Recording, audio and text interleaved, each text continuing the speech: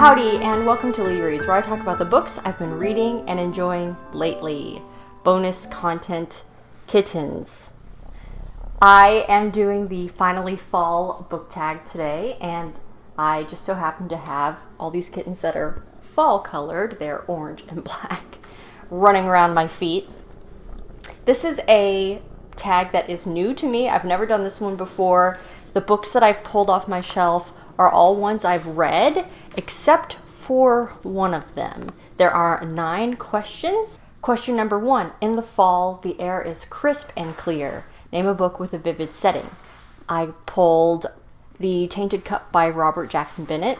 This is one of my favorite books I've read so far this year. It really was the setting to me that set it apart. This book was pitched as a Sherlock and Holmes style murder mystery set in a fantasy world, and that fantastical, speculative, fiction-y, science fiction-y world was really, really interesting. The way that biology infiltrates everything and how their technology has kind of hijacked how life works, and it's able to give people these kind of enhanced abilities, and yet they're always kind of at war with it, I thought was so cool. And it's really hard to see on the cover, but like in the center of these flowers are little skulls, which I actually just noticed for the first time. So if you want an interesting kind of investigation story with an overarching fantastical world plot in a cool setting,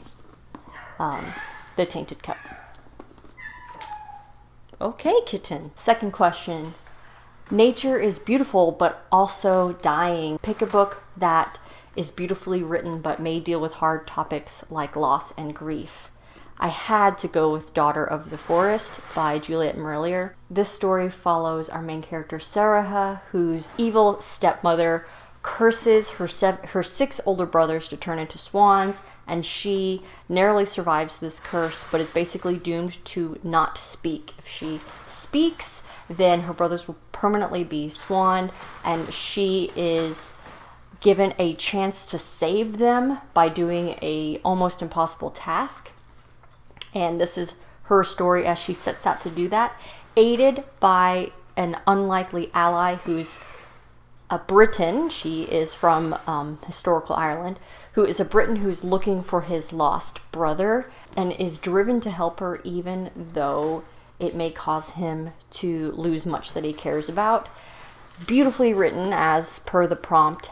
Both of them are dealing with loss and grief. My husband recently asked me out of the blue, what's your favorite book? And this is the one that I said, Daughter of the Forest. I love this book, but it does hit really hard in some places. I would search trigger warnings. The history, it's mythic, the writing, it always gets me emotional when I read it, and I just am really attached to Sarah and Red. I've talked about this before, but their goals and how that may set them against each other, and you can't have everything that you want.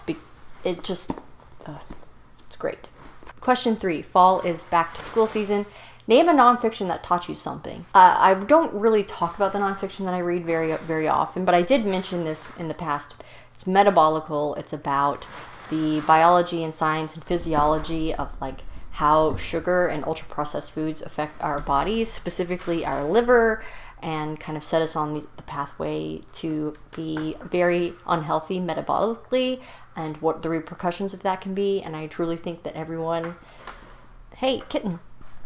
I truly think that everyone should read that book, especially if you, like me, are struggling with a sugar addiction. It kind of makes you not even really want to eat it that much. Here's another camo from another kitten who was just messing with my setup over here. Question number 4. In order to keep warm, it's good to spend time with the people we love. Name a group of friends, etc. that you would love to spend time with or be a part of. And this is an interesting selection because I think it might be traumatic to be part of this group, and yet I really love the dynamics of them and how they're always there for each other. And that would be a paladin of the Saint of Steel from the Saint of Steel series in T. Kingfisher's World of the White Rat. This is a group of paladins who are called to serve the Saint of Steel, which is kind of a warrior god, but then at the outset of the story, that god died, and it kind of drove all the paladins crazy, like dealing with the loss of this, the sudden loss of their god. And the series is following the 7 remaining Saints of Steels as they are dealing with that trauma, but also there's a different overarching plot. This is another one of my favorite books. I recently got a set of these beautiful editions. I just love them. The lore that T. Kingfisher has set up with how the different orders of paladins and work in this world, I just think is so interesting. And we mostly follow the Saint of Steel, but throughout the adventures we meet paladins from other orders, and it's great. It's a wonderful series. Colorful leaves are on the ground. Not really here in Texas. We don't really have the leaves changing color, but show us a set of fall colored spines. This is the part where I'm afraid I'm gonna drop everything, but here's my set of fall colored spines. Curse of the Chalian, Towers of Midnight. What's the next book that I picked? Paladin's Strength, The King of Crows, The Blighted Stars, The Golden Enclaves, Children of Memory, Silence for the Dead, and The Crystal Cave. And that's why my shelves look so empty. Number 6. Fall is the perfect time for storytelling by the fire. Name a book where someone is telling a story. And this is the one selection that I haven't read yet, but it's near the top of my TBR because I've heard great things, which is The Empire of Silence. It's told, I think, from the perspective of Hadrian. It was not his war. The galaxy remembers him as a hero, but Hadrian was not a hero. He was not a monster. He was not even a soldier on the wrong planet at the right time for the best reasons. He starts down a path that can only end in fire, and I believe this is him telling that story. Number 7, The Nights Are Getting Darker. Share a dark, creepy read. I'm picking books 2 and 3 in The Empire of the Wolf, The Trials of Empire, and The Tyranny of Faith. Because of where the magic goes in this series, it gets quite creepy and dark. Like there's kind of necromancy and into the beyond, like the afterlife, but in the scary fashion. I don't want to spoil stuff for the trilogy, but that's kind of where the magic goes. And wow, when I finished the 3rd book in the trilogy, I was just tired from the intensity of everything that happened. A lot of that was because of this dark magic that's going on that you start to be introduced to hints of it in the 1st book, but it really doesn't kick up till the 2nd book. And yeah, the 3rd book is a wild ride. Number 8, The Days Are Getting Colder. Share a short, heartwarming read that could cheer up somebody's rainy day.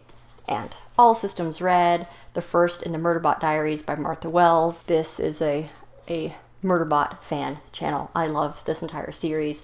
I love Murderbot's sense of humor, the self-deprecating humor, the curiosity that he has, this sort of denial about how much he cares about the people and things that he cares about, and some banter with particular intelligences as we go throughout the series. It is very short, a great introduction to the series. I always recommend Murderbot. The last question, number 9. Fall returns every year. Name an old favorite that you would like to return to soon. And this is a story that I always want to read in the fall. I don't read it every year. I read it every couple years, especially primarily on audiobook. But The Fellowship of the Ring by J.R.R. Tolkien. Just when it starts getting cold and kind of blustery and clear outside, it always makes me want to get outside and walk. It makes me think of the hobbits as they're starting their journey to destroy the ring. I think that the fall is a great time to read The Fellowship of the Ring. Once I get through some of my current audiobooks that I have, I would really like to reread The Fellowship of the Ring this fall, winter, and who knows, maybe I'll do the whole trilogy. It's been a long time. And that is my finally fall tag. If you're interested in doing this and you have a BookTube channel, please do tag me so I can go watch your video. Or if you want to, give me some of your answers in the comments below. I would love to see what books make you think of fall.